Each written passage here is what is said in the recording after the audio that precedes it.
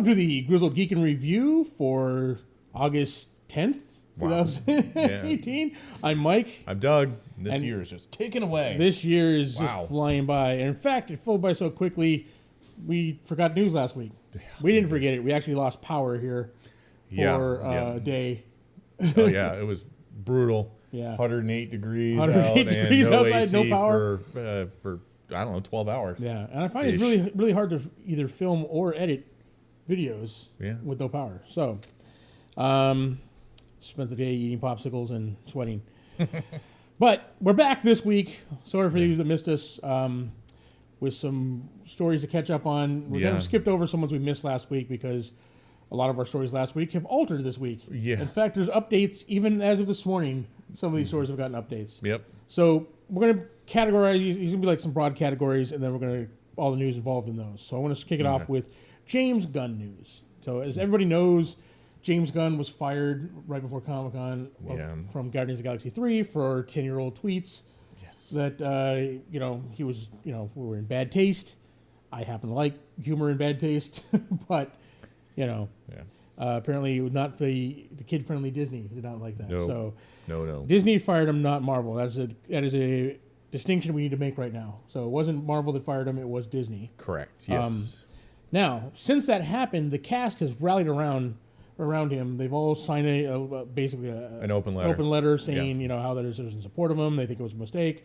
Yeah. Dave Bautista has gone a little step further as he's very outspoken about it, and he's gone on several podcasts and basically said he hasn't said he'll outright quit. He said specific. He's very particular about his wording. He said that he will do what he's contractually obligated to do. Right. But he says if they don't use James Gunn's script, he will ask to be released from his contract. Right. Mm-hmm. He's never. A lot of places are reporting he's refusing to do Guardians 3. Yeah. And that's not the case. No. He's very specific. I mean, there's contracts involved here, a lot of money. Right. He's very specific. He's, he will do what he's contractually obligated to do, but he wants out of his contract if they don't use his script. Right. Now, as of yesterday, Kevin Feige himself has come out in support, and he's talking behind the scenes with Marvel about James Gunn. Right. Okay. So Kevin Feige, everyone's wondering was Kevin Feige quiet about this. Remember, Kevin Feige had nothing to do with the firing. This was all... Yeah, this went over his head. Went over his head, right. But Marvel did announce that this is getting some traction. All this, there was a big campaign where everybody got a petition to bring him back. Oh, yeah, it's got well over 200,000 signatures on it. Yeah, it's freaking huge. But it's having an effect here. Marvel will be using James Gunn's script for Guardians of the Galaxy 3. Okay. Right. Now, it was reported that it was been reported ever since it would be very unlikely that Marvel will, hire him back. There was no chance, blah, blah, blah. Right, yeah. And who's going to direct it. But as of yesterday, Kevin Feige getting involved here, they're having some backdoor discussions with Disney about the possibility of bringing him back to direct Guardians of the Galaxy 3.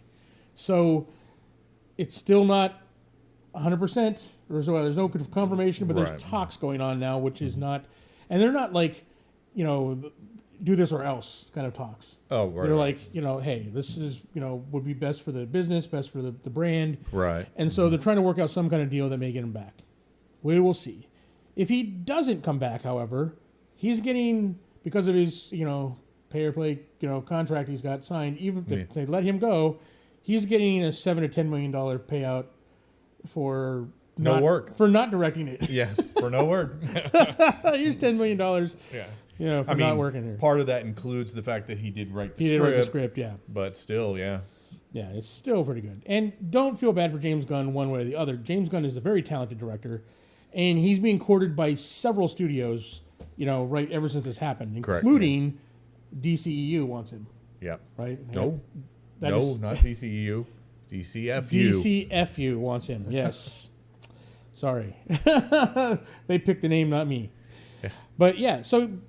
James Gunn, I think he's going to come out of this okay.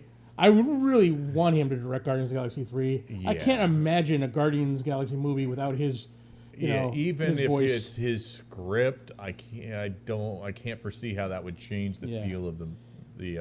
Now, don't get me wrong. Taika Waititi is a great director and a great humorous director. He would do a good job, but it would be a Taika Waititi movie.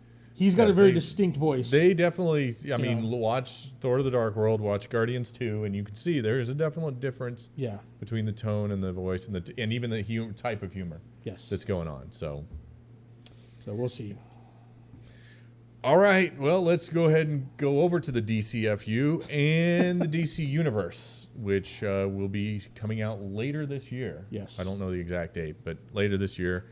And we will, one or the other of us will pick it up so that we can let you know how it's going. Yes. But, all right. So first off, in the DCFU, can you remember what the F even stands for? Film universe. Oh, film universe. DC film universe. All right, yeah. All right. They didn't come up with the abbreviation. They just said it's the DC film universe, not the DC extended And universe. somebody wasn't thinking that through. Someone wasn't thinking that through. So anyways, all right. In Batman news, Matt Reeves has dropped the news that the movie will not be adapting Batman Year One, as previous rumors were. Yeah. But it will be a crime noir detective movie. Probably that was what came out before, and people just made the assumption that that fits Batman Year One. Which is the best kind of Batman movie, really. Yeah. If you want to, I mean, everyone wants him in Justice League and all these superpowered stuff. I really love the detective Batman stories. It makes the best from like our perspective of having watched the animated series. Yes. So I agree with you. Those are the coolest kinds of stories. I don't know that translates the best on the big screen with audience expecting a more super heroic version of the Batman. That's true. But anyways, to more muddle the waters, he also said that it is still part of the DCFU and Affleck is still involved, but doesn't say how he's involved. To what extent? Or is to he what just extent? a producer? Is he going to cameo in it? Yeah. I mean, what I would like to see based on this is him handing off the reins to Dick Grayson to become the new Batman. Yeah. That allows you to recast Batman and keep it family friendly. You actually expand the Bat family. Right. I don't think that's what's going to happen, even though that's what I'd like to see. Yeah. I could also foresee a quasi Year One where an old Batman, Affleck Batman, who's running out of steam, remembers a younger version of himself, and that's the story. Played by a different actor in a more detective role than what it's become in recent years. So this refutes several things. Like I said, the news about adapting Year One, the news about it not being in its own thing, separate. Yeah, being from the separate universe. from the universe. So we still don't know what's going on. Still, oh God. I mean, Batman is a super bankable franchise. Yeah. So I'm not super worried about it from a financial perspective, but from a story, a Batman movie will make money. Yeah, Batman and Robin made money. Yeah, I am worried about it from that perspective. Yeah, from it being good and true to the character. But anyways, all right. Yeah. Well, Matt Reeves is a good director. So, yeah, I mean, I just don't have a lot of faith in that studio. I do not. But anyways, speaking of no faith in the studio, we still don't have another Man of Steel movie with a great Man of Steel. But we do have a Supergirl movie announced. And is it really called Supergirl? That's what she still is in the comics as far as I know. Supergirl, yeah. Well, here's the thing. Originally, there was a story broke that this was a bargaining tactic because they got to re-sign Henry Cavill. Okay. Right? And Henry Cavill wants A-lister money. Right. And to reprise the Superman role.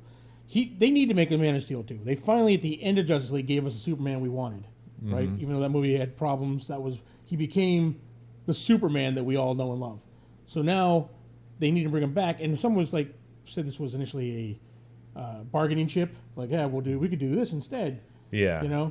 But here's the problem with the Supergirl movie, and not that they're kudos to DC for doing it. I mean, they've already tried a Supergirl movie back in the 80s, right? And then they've done, they have doing Birds of Prey and they're doing all this female lead-led superhero movies, which needs to happen, right? Mm-hmm. But we have an amazing Supergirl on TV, and this comes back to the whole thing with the Flash and everything. I don't know how you're going to replace, Melissa Benoist, who is an awesome Supergirl on the Arrowverse. Yeah. I mean, it just why would you want to at this point replace someone that because and why are you just throw in this super wide net and just, I mean, it's like they put a big old dartboard of all of the DC characters and just, hey, how about we do a movie about Supergirl and Joker and, you know, like, come on, people focus. Like it. Focus. Get something right first besides Wonder Woman and then go from there, you know. I don't know. Just smacks of desperation for me. Like, look, we're being progressive. We've got a, you know, female superhero out there, and it won't cost us as much money. We've got 3 movies. Yeah, and it won't cost us as much money. Super progressive of you. Yeah, super progressive. I'm like, come on now. It just seems dumb. Because they already got like a great Supergirl, and they kind of set it up, Supergirl, because in the first Man of Steel movie, remember there was that pod when he found the crashed ship. There was an open pod. Yeah. You know, so they've kind of they can fit it into the universe there, but where's Man of Steel 2? Come on now. But anyway, my 2 cents. All right, yeah. So, all right, 2 more. I think stories in the DCFU, and then we'll do one on the DC universe. Birds of Prey gets its villain in Black Mask. Black Mask. Who's generic gangster with a mask. Well, he's got the Black Skull mask. I thought he initially was like a Red Skull ripoff or DC, but he's actually, if you've read, you know, the comics he's actually a fairly, you know, intense, kind of brutal. He's like a psychopath character. Yeah. He's a sadist and stuff. I don't know much about him, as I've not read any comics that he's in. I'm just a little worried about this. This whole movie this is the team that Oracle put together. Yeah. Right? And without Oracle in the movie. Well, and without a big name villain to go up against. Yeah. I don't know. We'll see. Yeah. I like all the characters that they're using, but I don't. All right. And in casting news, Batwoman has been cast, and that will be Ruby Rose. Yeah, in the Arrowverse, Batwoman. So she's actually, they want to use the character so much. She's in the big crossover event next year for the Arrowverse, but then she's going to get her own show as well. Right. So. I can't. What is it? Something Kane? I can't remember her first name. Yeah. Anyways, that one. And then in DC Universe news, Jovian Wade, who's in the first Purge, is cast as Victor Stone, a.k.a. Cyborg, in Doom Patrol. Not in Titans. They'll appear in Titans. Doom Patrol will appear in Titans first. Yeah. So I'm hoping we'll get a scene with all the Titans in there and Cyborg. Yeah. But then he's going off on Doom Patrol. But then he's going off on Doom Patrol, which I mean, like you said, Doom Patrol has a rotating cast, so I don't remember him ever being on that, but I don't remember a lot about Doom Patrol from any, I remember the crazy team up, We used to have he didn't have Animal Man? Yeah. And what's the guy who's like all of the different elements? Yeah, the element. I don't remember the elemental guy, and I can't remember because this was from the 90s or even 80s stuff, so I don't remember what all was on the team. In the 90s, it got more like the more messed up heroes. In the 90s, it became a Vertigo title. Yeah. So and that's when you got all the messed up heroes. Mature and they were trying to push the line. So, all right. That's it for DC Universe. That's it for DC Universe news. And like I said, we'll get the DC Universe to see how this stuff stacks up. I'm getting it from the comics. And a ton of comics. Although I don't know when I'll have time to read all the comics, but we'll see. My spare time's going away. Just staring zombie out, reading comics off the TV. All right, moving on to another comic book universe that is at best confusing.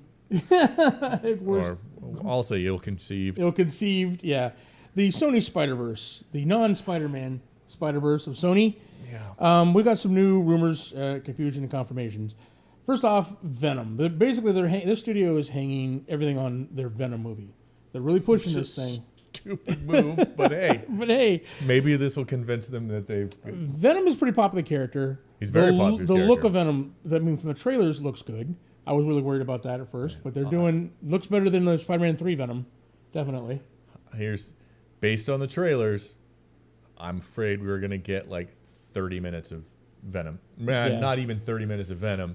A you're going to get half the movie of tentacles sprouting out and doing things, and then like 20 minutes his voice, and then that's it. Then you get like Venom at the very end. The arguments is back and forth. But they are going back for some reshoots, and the reason why these reshoots are important is because they've come out originally.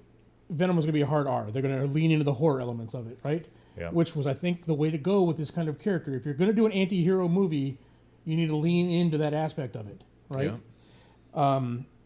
But somebody with a brain there realized that, wait a second, we can't have Venom without Spider-Man. We got to figure out how to do this. We need Spider-Man in this. So in hopes of having Spider-Man in future installments, they retooled it to get a PG-13 rating, which is going to tick off some Venom fans out there that wanted an R rating. But the reason why they want a PG-13 rating is because they want crossovers with the MCU. So they've come out and said, they've laid their cards on the table. Like, they want to use Spider-Man in future installments, and they're more than willing to let Marvel use Venom anytime they want, or their other Spider characters. So, it's so they're like, go ahead and use our stuff. Just please let us use Spider-Man in future installments. So, no word on Marvel whether they're interested in Venom or anything like that, but Sony's pretty much thrown it out there, and they've retooled the movie in order to do that because no R-rated Venom will show up in the Marvel MCU. Cool. So there you have it. PG-13 rating for Venom. Now, in other news, we know there's several other projects out there. Mobius, Living Vampire, Mobius is in there. They've been doing casting for that, which is a strange movie, but if they stick with the horror elements of that one, that could be a good standalone. It could be a Blade type movie. A Blade type movie. So we'll see about that. But the one that was always confusing was the Silver and Black movie. And it just becomes more confusing. And it just becomes more confusing. So Gina Prince Blythewood was set to direct the Silver and Black movie. We even got details on the script and everything that was going on. That movie has been officially scrapped. All right. However, both Black Cat and Silver Sable will be getting their own solo movies instead. And which neither of those characters will be able to carry. Which neither will be able to carry. They're all background Spider-Man characters. Yeah. Now, Prince Blythewood will no longer direct, but she will remain on as producer for both films. So that's kind of a bummer there. Yeah. But oh gosh, Sony. It just whether or not either one of these movies will ever see the light of day, well, one would depend big time on how Venom goes over, and two, I don't know. I personally don't like money. If I was a betting man, I would say we're never going to see a Silver Sable movie, maybe a Black Cat movie. I don't think the problem you're going to run into with a Black Cat movie is she is a Catwoman knockoff. Yeah. And everyone's going to recognize that. Yep, they're going to like, what? Which is fine for his background character in Spider-Man, but on her own, I don't know. I mean, Silver Sable is the more unique of the two characters. Right. And would be the more interesting. Okay, so Silver and Black are getting their own shows. Yeah. But now another announcement has come out of the blue. Kraven the Hunter getting his own movie and fast-tracked. Stop doing villain movies. Stop doing villain movies. It's like they got the rights to all. Like, what do we have the rights to? Spider-Man and all his villains. Who is interesting? Kraven is an amazingly interesting character. He's an awesome antagonist. He is an awesome antagonist. I don't understand how they're going to do a Kraven movie without Spider-Man or that we will care about. Like, why? You're not supposed to care about Kraven. But anyway.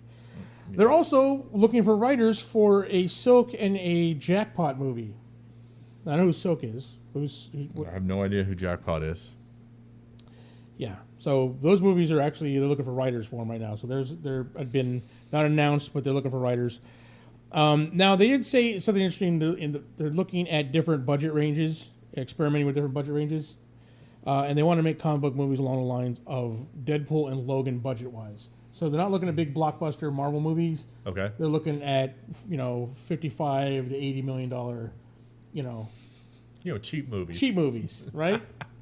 Well, a $50 million movie has a lot more leeway and can get away with a lot more than a $150 million movie. Very true. Yeah. I remember when the Batman Tim Burton movie came out. It was the first movie to break $100 million budget, and they were like, the most expensive movie of all time. Yeah. And now it's like, okay, $100 million, that's cute. We're gonna make a cheap movie for $50 million. Yeah. Remember when a cheap movie used to be $1 million, $1 to $3 million. Yeah. But there you have it. That's Sony Spider-Verse, DC FU. Everybody's trying to get into that film, that superhero film universe. Yep. Money. All right. Well, on to the Masters. Disney. Yes. And Fox merger. Yes. Updates. Here we go. Dark Phoenix reshoots will not be as massive as originally announced, just 2 weeks instead of 3 months. Well, because they're going to tank this movie. Yeah. Because we're canceling the movie? Yeah. Let's just do whatever we're contractually obligated to do for those couple of weeks, and then wait. Yeah. This is going VOD or on their streaming service. This is not going to hit theaters. Yes. All right. So also Disney Fox merger might see Marvel TV reincorporated with Marvel Studios. This will move Marvel TV away from Perlmutter and back to Feige, which would be amazing. Yeah, I mean, look at when Marvel first started out. The reason why everything was so connected, Agent of S.H.I.E.L.D. had cameos, Nick Fury, they had all these different cameos, everything. Everything was connected, and they mentioned stuff that happened. Right. Then they split when Perlmutter got booted out of the studio part of it. Feige got put in charge, and he got in charge of the TV. And then right after that, we got stuff like Iron Fist and Inhumans. And so, I'm super excited if they can use the merger to kind of get, Marvel TV back in Feige's hands. Yeah. Well, if he stays. If he stays. Yeah. But anyways, yeah. And then Marvel executives have already been planted in Marvel Studio or Fox Studio offices, so they're already in there digging. Yeah. And because Feige told us from the outset, we've got contingency plans. If this goes through, we know what we want to do. So they already probably had these people picked out going, all right, you're going to go here, these different places, and start working with the people who've got it to get this stuff back, fast track it back to where we need it. But wouldn't it suck to be a Fox executive or, a Fox producer right now? You're like sitting there, basically, your new boss is coming in. Please, Disney, pick me up. Please, Disney, pick me up. Like, so what have you done for us lately? I did Fantastic Four. Like, okay, you're out. You're out. Get out. That would just be rough, man. I'm sorry for all those people that are losing their jobs on this, but it's got to be rough. Disney executives coming in, we don't even own it yet. It's like someone buying your house and coming in and taking measurements. Well, you're still living there. It's like, oh yeah, this is gonna be sweet, my new den. Yeah. Well, I mean, if you think the reason you're moving is because you're being foreclosed on. That's true. That's true. If you're just moving because you sold your house, that's one thing. Yeah. Of course. But I mean, I'd be foreclosed on for that kind of money, though. Go for it. All right, guys, that's it for our main stories. Now on to our smaller stories, our nerd nuggets, if you will. And start off with one of the most exciting things. We're getting Daredevil season 3 this year. Nice. So this year we got what do we get? We just got Luke Cage, Jessica Jones season 2, Luke Cage, and Daredevil. Nice. In the same year. Look at that. And then Punisher's. That's because they want to get Punisher and I believe Iron Fist 2 are both going to be next year. Next year, yeah. So, and that gives them way more time to concentrate on getting Iron Fist to where you want it to be, so it'll actually be a good show. I'm so excited about Daredevil season 3 because Daredevil is my favorite of all these shows. Right? Yeah, they're killing it over there with the Daredevil series. Really great, and they just confirmed Bullseye is going to be in this. Interesting. Bullseye so we'll done see if they can do a good Bullseye. Yep. All right. Black Panther crosses the 700 million mark domestically, which is only the third film in history to do so. That's crazy. That is a lot of money. That's a lot of the U.S. are going to see Black Panther. Yeah. It's still in theaters. Let's put it this way. It's still making money in theaters, and it came out on Blu-ray like 2 months ago. It is an experience in the theaters, though. Yeah, I mean, definitely. All right, so more Marvel news. Nick Fury and Maria Hill have been officially cast in Spider-Man: Far From Home. So the second Spider-Man movie, which is the first movie to come out after Avengers 4, right? Which we don't have a name for. So both Maria Hill, Nick Fury, and Spider-Man, they're all dusted in Thanos. So they're all coming back. They're all coming back. Right into Spider-Man, so that's great. It's good to see Sam Jackson back in some of these movies, man. Yeah, I missed the Nick Fury connection with all these. Yes, his absence was felt definitely. All right, so Oscars create a new category, popular, to recognize superhero movies, but this will lock them out of Best Picture category. Yeah, it's interesting. It's the blockbuster category. It's the blockbuster category. This is like, are you feeling like this is Oscar's attempt to placate the superhero movies because they don't want to recognize them as Best Picture material? It's like the movie created, like Beauty and the Beast was the only animated one ever to be nominated for Best Picture, and then right after that, because it should have won that year, they created the cartoon category, right? And now they don't want like movies like Black Panther or anything getting in this, so they they created their own category. So it's like, so what's the qualifications for it going into that category rather than the other? It has to be a blockbuster. How do you lot of money? I don't know. How do you make the argument that Black Panther doesn't belong in the Best Picture category, but it should be Made the too much popular? money. They want Best Picture to be low budget indie films. Yeah, but that's not always the best movie. It's not always the best movie. So it's just kind of, it feels more like placating to me than an actual, honor. But anyway. All right. Going on, we've got a little bit of information about Jon Favreau's live action Star Wars series he's doing for the streaming service. And apparently we know it's going to take place 3 years after Return of the Jedi. Well, we didn't know much else about it, but now we hear that it's going to take place on Mandalore with the Mandalorians. So if you guys have been watching, if you watched the Clone Wars or if you watched Rebels, the Mandalore plays a big part in all this, and some of these characters could actually be like, could we get the voice actress for Sabine to reprise her role? Yeah, she is apparently not just a voice actress. She is a regular actress who does, has a body of film work, I think. Right. So she could theoretically be cast as Sabine. And Katie Sackhoff's character too. And Katie Sackhoff. Now both of them are a little young for how old their characters would be at that point in the story. They have to age them. Because Rebels finishes up about just a couple years before A New Hope, I believe. So that gives it, they need to be 10 years older than those characters were. So you're looking at like a 28-year-old Sabine-ish and probably like a 58-year-old, I think. Well, both those actors are old enough that with a little makeup. With a little makeup, they should probably be fine. Katie Sackhoff would probably need a lot of makeup because she still looks very young for as long as she's been around acting. Yeah, she's in her 30s. She's got to be mid-30s at this point. So they need to age her like 20 years-ish. Little gray hair is fine. She's Mandalorian. She's tough. Yeah. So I just want to see the Darksaber, the black sword. Yeah. This could, if this is where they're going, this would drive fans crazy with the What will happen? What will drive fans crazy is if this is where they're going, and neither of those two characters at least make a cameo. That is true. And I think people would be upset even if they weren't in it for more than a cameo.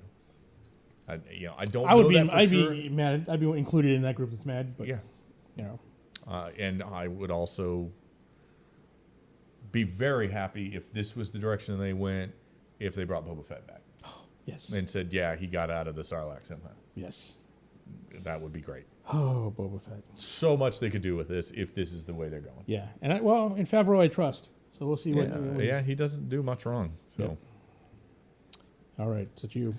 Oh, yep. All right. I know we've reported on this before, I think as a rumor, but Patrick Stewart is officially coming back as Jean-Luc Picard for an upcoming Star Trek show on CBS All Access. CBS All Access. That's it. Yeah. So and all that was possible due to Discovery's popularity. Yeah. Now I watched the first part of Discovery. I'm not getting CBS All Access. Didn't like it, but I could see potential in it. And apparently everything I'm like, well, they need to do this, this, and this if they're going this direction. And apparently that's the direction they went. There are the rumors. Everyone's like, oh, they went there. And I think it's awesome they're making all these new Star Trek shows, but I'm not buying CBS All Access for 3 or 4 Star Trek shows. Yeah. It's not worth it to me. No, it's not. That is the big problem that's coming is you're going to have to start paying per show or getting all of these different things to get 1 or 2 or 3 shows that you like and then a bunch of crap you don't care about. Yeah, everyone cut the cable years ago because the cable bills got too high, and now all of a sudden we're creeping right back up there with all the subscriptions. At least, like we've heard the Marvel one is going to be cheaper than Netflix. So they've said that. The Disney one, you mean? The Disney one. The Disney one will be cheaper than Netflix. Okay. So probably around $10 a month instead of $15. Yeah. $14.95. Yeah. So. Is it up to that? I think I only pay $13. You play 13? Well, because I can't get discs or anything like that. It's just 2 accounts. I don't know what the limit is on them. Yeah. But anyways, maybe it's gone up since I paid attention to the bill. Well, by the time you play for Hulu, you pay for Netflix, you pay for the Disney Disney, you pay for the DC Universe, and then you got to pay for CBS All Access too. Can't justify that. Like, I'm like, why don't I have cable? Yeah, because at that point you're paying $50 a month. Yeah, or more than that. $70 a month, something like that. I'm not going back to that. Yeah, no.